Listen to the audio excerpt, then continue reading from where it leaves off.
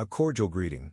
Today is Monday, October 14, 2024. This is meteorologist Ruben Garcia, and in this video, I will be discussing the possible development of a low-pressure system in the Western Caribbean Sea, specifically just east of Nicaragua or north of Honduras, which could potentially develop into a cyclonic system over the next 7 days as it moves toward parts of Belize and some southern states of Mexico. On the other hand, we are closely monitoring the evolution of Invest 94, which could pose a long-term threat to parts of the northeastern Caribbean.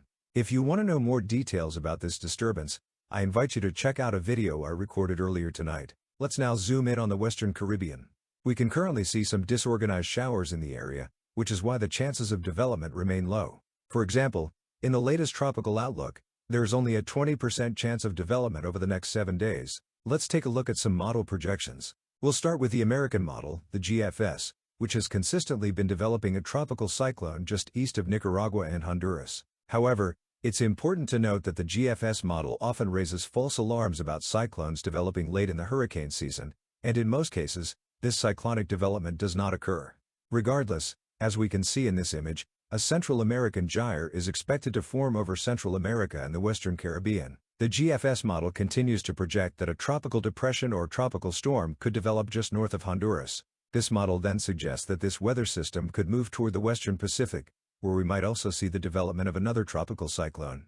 However, the reality is that the GFS model is currently the most aggressive in forecasting cyclonic development. Earlier today, we saw that some models, like the German model, now show the possibility of a tropical depression or tropical storm developing just before it moves over Belize and the Yucatan Peninsula this weekend. Other models, like the Canadian model, also show a possible tropical depression approaching Belize in the early hours of Saturday.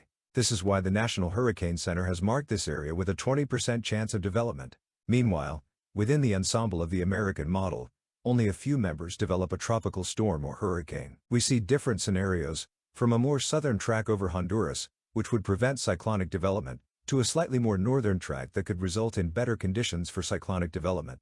However, it's currently anticipated that any development would be slow, as the system is expected to move quickly toward northern parts of Central America and the Yucatan Peninsula. This coincides with the low development chances, especially since none of the members of the European model ensemble develop a tropical cyclone before the system moves over Central America or the Yucatan Peninsula.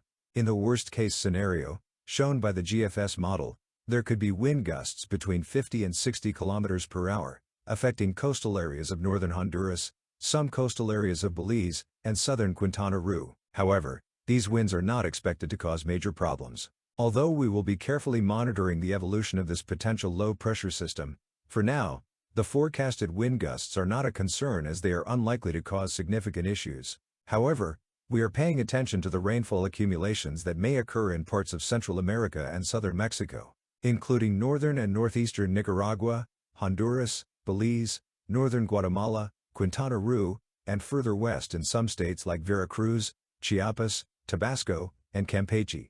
These areas could see rainfall accumulations of 150 to 200 millimeters over the next 7 days.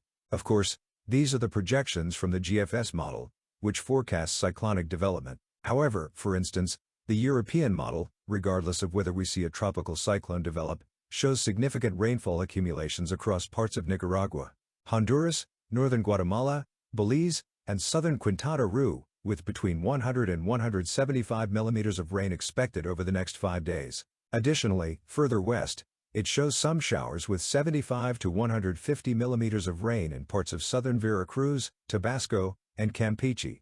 It's important for people in these areas to stay alert to the potential for flooding later this week. I will continue to monitor the situation and notify you if any significant changes occur. To make sure you don't miss any videos, I invite you to subscribe to the channel and don't forget to click the bell to receive notifications when I post new videos. Well, with that, I'll sign off. Tomorrow, I'll update the forecast for Invest 94 in the Western Caribbean region if there are any changes in the projections. I hope everyone has an excellent night, and I'll see you tomorrow.